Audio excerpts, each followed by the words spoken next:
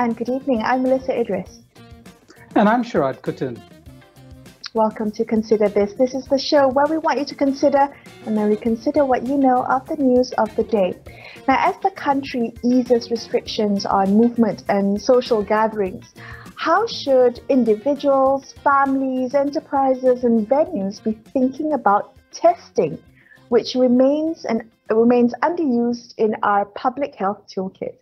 Now that over-the-counter rapid antigen home test kits are readily available, questions remain over its cost, its accessibility, and the frequency of use. Now, what should our testing strategy be, and how can we ensure its success? Amrahi Buang is the president of the Malaysian Pharmacists Society, and he joins us now. Amrahi, do you think that the public largely understands the role of self-testing and how to do it and when to do it? And I'm just wondering whether you think there's been enough done to educate us about self-testing. Hi, Melissa. So good evening to you and Sharad. I think the most important thing, the most important thing is that when you talk about these self-test kits, they can be performed by a person at home or anywhere, right? That's number one. Number two, while doing this, all instructions for performing the test must be followed. Okay. The third point is self-test can be used by anyone who is symptomatic, regardless of their vaccination status. Okay, that means you can use it. Anyone can use it. Yeah. The fourth one is unvaccinated person with no COVID-19 symptoms can also use self-test, especially if they are potentially exposed to someone with COVID-19. And it is very important if an individual tests positive, they should isolate and inform any close contact. So these are all the basic things that we have to know about the self-test kit, Melissa. Tamri, this is very interesting. You bring up some really kind of fundamental points. I want to pick up one of them, which is for those who are vaccinated, being symptomatic. Now, what should people take as a sign that they need to be tested? Is it just flu-like symptoms, or should they? What bar is there in terms of feeling sick in order to be tested for COVID-19?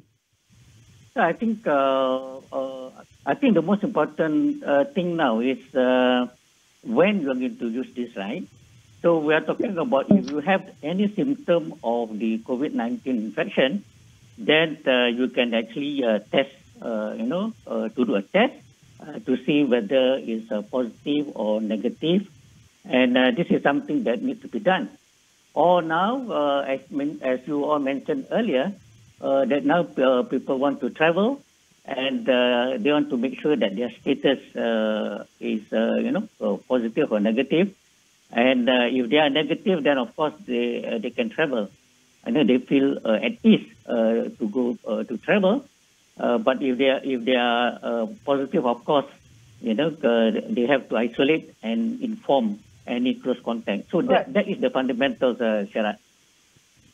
Well, okay, so it's not just about travel, right? As we open up, as we resume kind of daily life activity, I'm just wondering about the challenges and the access barriers to widespread adoption of home testing. We may know what to do and when to do it, but are there challenges? And I know the government has capped the price of home test kits at 19 ringgit 90 cents. But is that still too high? Is that cost prohibitive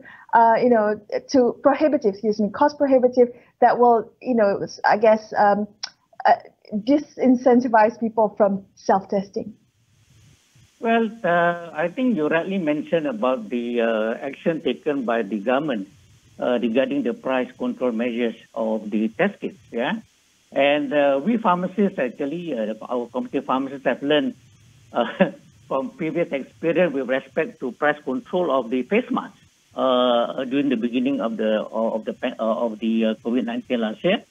And now with the self-test kits, I think a few weeks ago, all right, when the government actually set when they actually do the a new price control and not given us the time, to clear our stock, then it become a big problem for all of us, lah. Yeah, and so so when you talk about overcoming, yeah. Mm-hmm. No, sorry, we're running out of time. Very quickly, I want to ask you, what is the solution, both from the consumer side and the government side? Do you think that test kits should be subsidized by the government, or should we wait for cheaper products to come into the market in order to make this more viable? I think the most important thing is that, as you mentioned, is very clear. I'm sure the government is going to bring down the price. And actually, they have actually informed us, and we are ready to face the eventuality. Meaning that we have actually informed our pharmacists that the price will go down, and they have to be ready and to make sure that they clear their stock so that they will not have any loss. All right. Well, Amrai, thank you so much for joining us on the show tonight. Amrai Buang there of the Malaysian Pharmacists Society. A quick break here on Consider This, but more on the topic of testing in just a couple of minutes. Stay tuned.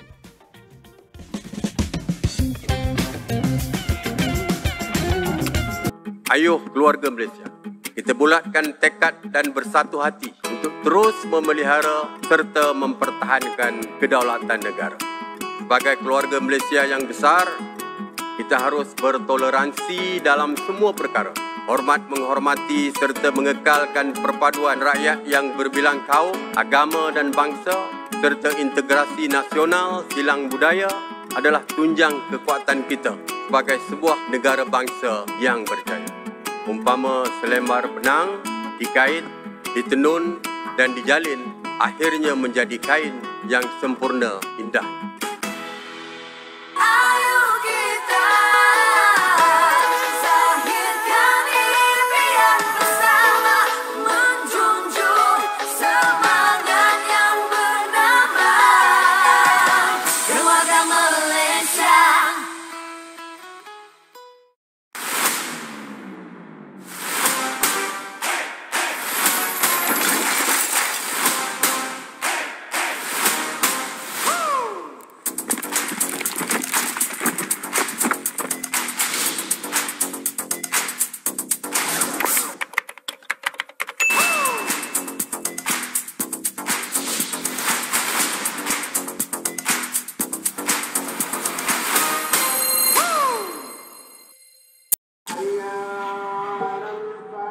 Amanah di tangan kita.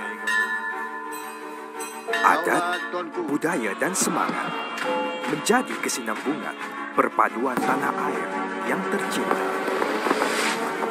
Berteraskan adab yang terpahat di jiwa dan raga. Marilah bersama kita membina negara Malaysia. Semua yang terjadi adalah berita, tetapi tiada.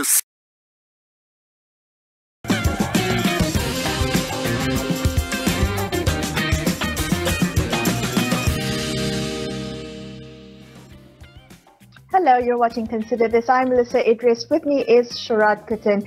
Joining us on the show now is Dr. Kokachai, the new president for the Malaysian Medical Association. This is for the 2021 and 2022 term. Casey, can we begin our conversation tonight with perhaps you explaining why the importance of self-testing, particularly as we enter an endemic COVID-19 phase? There seems to be this widespread belief that, if most COVID breakthrough cases are going to be mild or asymptomatic, why bother with antigen tests at all? I mean, can you help address some of those beliefs? Well, I think everyone is, they are harping on whether we are in the pandemic phase or an endemic phase. But as far as the public is concerned, all they need to know is the virus is still living among us. Right, and the reason why we ask them to right now we are encouraging self-testing.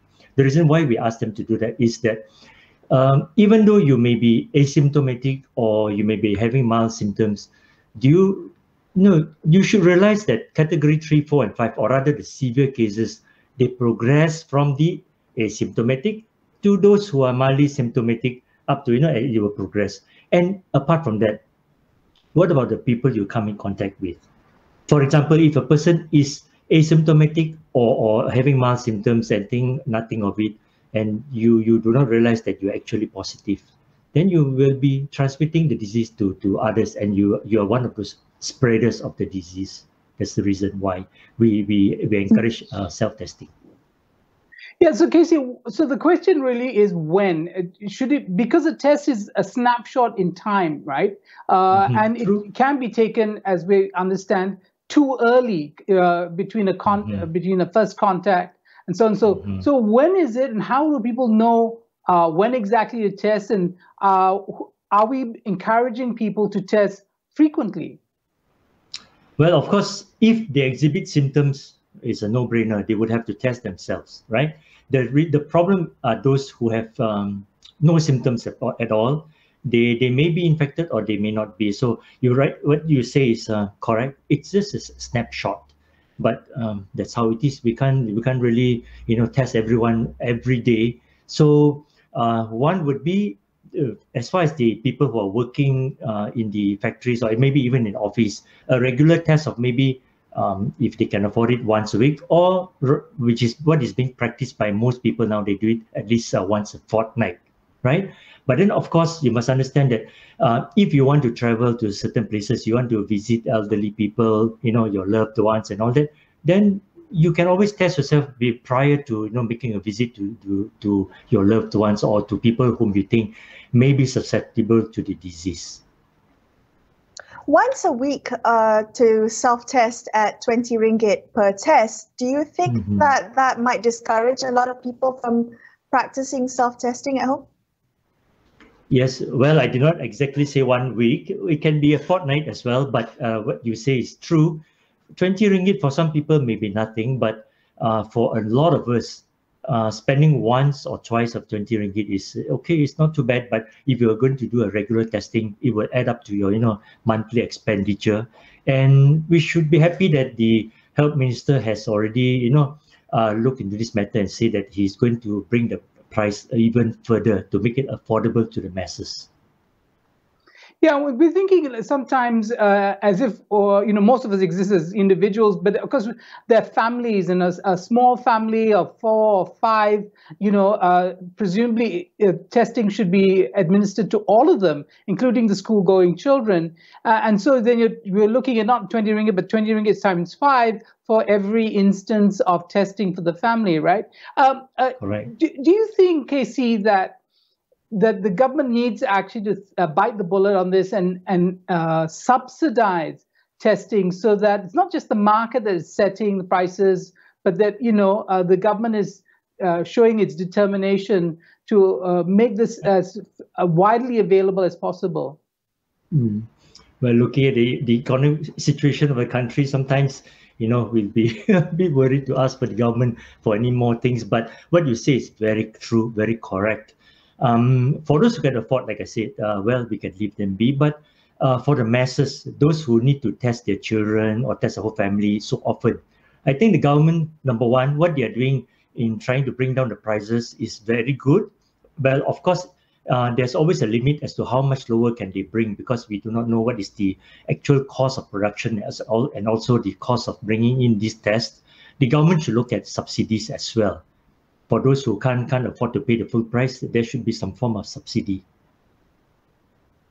Do you see this testing being incorporated into kind of either policy or just our daily life, our daily activity? The same way we have to show proof of vaccination when we want to do certain things or go into certain premises, might we adopt the way certain countries have practiced, showing negative self-test results? Well, policies are always good, but then sometimes, policies, some people may feel that you are forcing something upon them. So apart from policy, I would say that the government should embark more on awareness, to inform the public that, by doing self-test, you're actually doing yourself some good by sort of like diagnosing yourself early.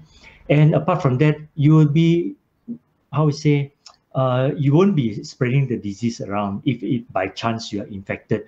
So the incidence of or the prevalence of this disease may be brought down by frequent testing. So policy is good, but it will also depends on where you're going to apply the policy to. You cannot just say that, it's a policy that every venue or every other establishment which you walk in, you must show proof that you have been tested negative. I think that those are policies may be a bit difficult to enforce and to bring up anyway.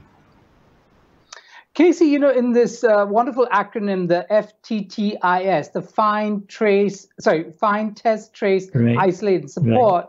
Right. The support issue is the one that often is a real challenge, because what it means is that there must be somebody at the other end of the line helping you understand, now that you've tested positive, what you should do to continue to monitor you, and so on and so forth. Have you seen any efforts to build up the support capacity in the ecosystem of, finding, testing, tracing, isolating, and so on and so forth? Mm-hmm. The support which you mentioned just now actually is taking place. In the initial phase of the pandemic, I think most of us could not understand how the disease will progress.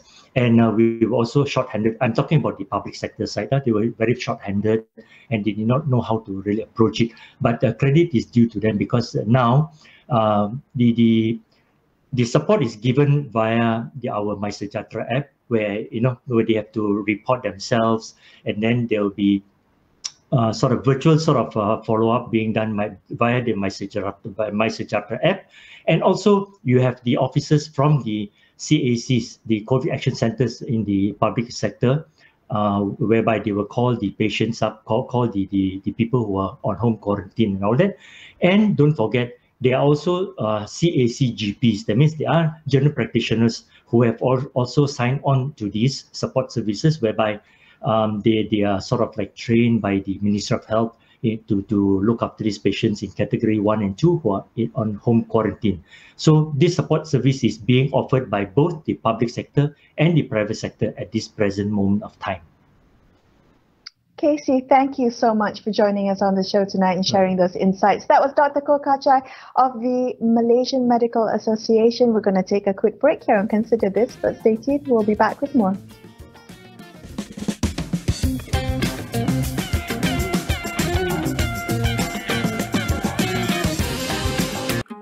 Ayuh keluarga Malaysia, kita bulatkan tekad dan bersatu hati untuk terus memelihara serta mempertahankan kedaulatan negara. Sebagai keluarga Malaysia yang besar, kita harus bertoleransi dalam semua perkara. Hormat menghormati serta mengekalkan perpaduan rakyat yang berbilang kaum, agama dan bangsa, serta integrasi nasional silang budaya adalah tunjang kekuatan kita sebagai sebuah negara bangsa yang berjaya. Umpama selembar benang dikait, ditenun dan dijalin, akhirnya menjadi kain yang sempurna indah.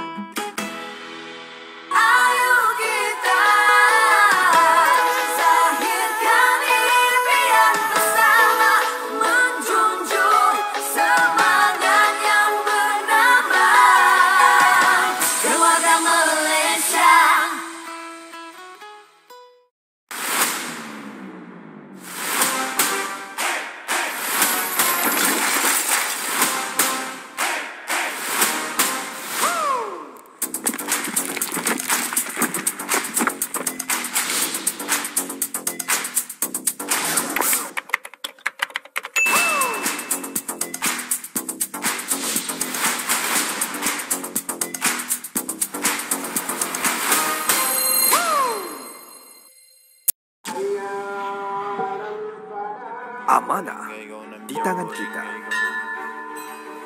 Adat, budaya dan semangat menjadi kesinambungan perpaduan tanah air yang tercinta. Berterus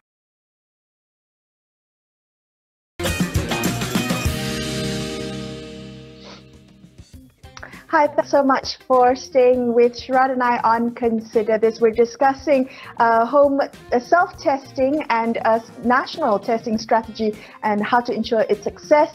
We have joining us now Associate Professor Dr. Farhan Rusli. He's a public health medicine specialist at International Islamic University, Malaysia. He's also the director of the Selangor Task Force Operations. Farhan, welcome to the show. I just want to begin our conversation talking about self-test kits now that over-the-counter rapid antigen home test kits are readily available. There still seems to be a lot of confusion about when to do it and the necessity to do it. For instance, do we only test ourselves when we are symptomatic? It's good that you lead with that, Mel, because this is exactly the reason why more than ever, we should have rolled out our national testing strategy perhaps 3 months ago. Because as we open up the borders, as we open up a lot more sectors, and as we talk about endemicity, we are going to tell people that they are now supposed to be responsible and taking care of themselves. However, you cannot assume people know when to do. Take yourself, for example. Do you take your test every week? Do you take it every month?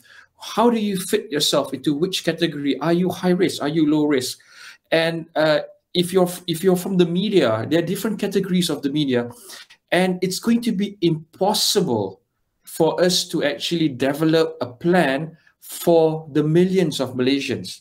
We cannot develop 3-4 different national testing plan for the media, 3-4 testing plan for the schools. Rather, what should be done is we have very few profiles, perhaps 4 profiles, where the majority of the Malaysians can put themselves in. It's akin to just the sizing of a school uniform. You got S, you got M, you got L, you got XL, and you can fit the entire population using these 4 sizes. So that is the profiles that should have, and all the Malaysians will be able to categorize themselves into these 4 different categories, and they will know, okay, I'm in category C, so therefore this is my testing strategy and this is the regime that I should abide by.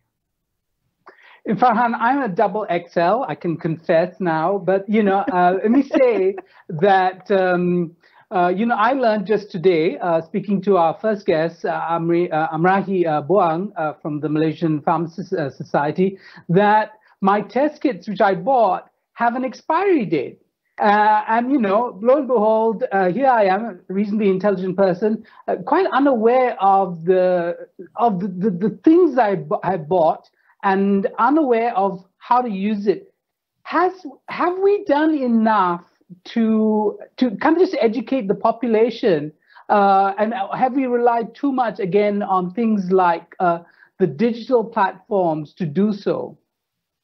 Well, Sharad, I always have assumed that you are in the smart category. Yes.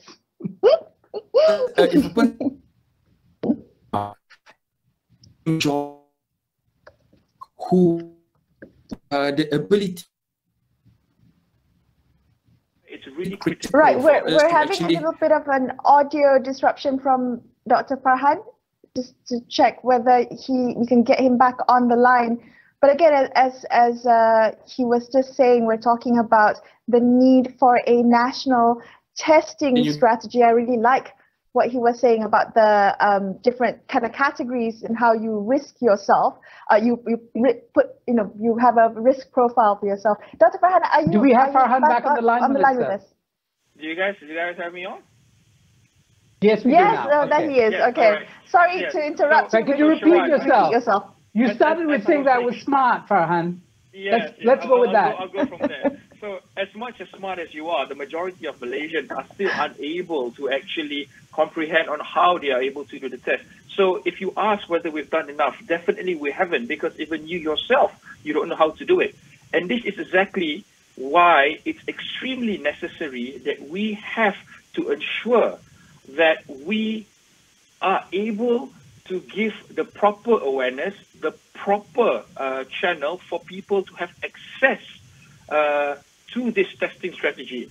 So this is why I keep saying that the national testing strategy is not only telling people that they should get themselves tested, but it rather encompasses a more holistic approach where it's from the health promotion side and all the other avenues that's needed for you to accomplish what you want from a national testing strategy. Okay, so if I were to use your example of having different categories, so you find out what your testing regime should be based on your exposure, how then should we be thinking about who shoulders that burden? Is it entirely down on the individual to self-test and shoulder the cost? Well, if you have to look about it like this, right? How have we approached all these other different kinds of diseases, such as dengue, such as diabetes? COVID is just another disease that we're going to get ourselves accustomed to. Now, we understand that there's a need and there's a gap between the people who can afford testing and the people who probably cannot afford to buy it. At the same time, you have to start thinking, when is testing too much or when is it too little? Because there'll be a lot of people who will just keep testing themselves because they feel that it's a need for them, because they don't understand when they should get tested. At the same time, for the groups of people who need to get tested, you should start looking at how subsidies can be used to actually target these people. So when you go for the B40 groups, they already have subsidies that are allocated for them, the 1,000 and such. Why don't you use some of that allocation rather than adding more allocations to it, and use part of it for their health aspect so that they know when they should get tested according to the categories that we have actually placed them in. Farhan, could you help us understand the logic of testing? I'll take an example like travel, since a lot of people now are thinking about traveling and there are no requirements for them to test. Say they were going to Langkawi, and we're just told that Langkawi doesn't now require you to test. Should they still do the test? And at which stage should they do the test, and so on and so forth? Well, I think the most important thing that people must understand is this. You're not testing for yourself. Okay, when you go to Langkawi, why do you test? You're not testing for yourself or the people on the plane, because everyone there is vaccinated. So even if you are positive and you may infect somebody else on the plane, both of you may likely have very low risk of getting into the hospital. But if you go to Langkawi and you're positive and you actually infect orang-orang in the kampung who are yet to be vaccinated or have refused vaccination, those people can end up actually dying because of you failing to test yourself. So this is the onus that we're trying to actually explain to people when we open up the borders, when we say you can go out all the way, go back to your kampungs and to the villages and everything. You are safe. And if you get COVID, you are pretty much covered. But if you don't get yourself tested and you pass the disease to someone who's unvaccinated, the problem is that you are going to perhaps kill those people. And it will happen. And believe me, in the coming weeks, this will actually happen. Right. Well, on that note, I'm just going to give a reminder to everyone watching about our responsibility to self-test and self-test frequently. Thank you so much for joining us on the show. Dr. Farhan Rusli, the public health medicine specialist, wrapping up this episode of Consider This. Before we leave you, a reminder that the latest information on COVID-19 vaccines is readily available at our website, astroawani.com, as well as our Astro Awani app. Thank you so much for watching the show. I'm Melissa Idris. And I'm Sharad Kuttan, signing off for the evening. Thank you for watching. Good night.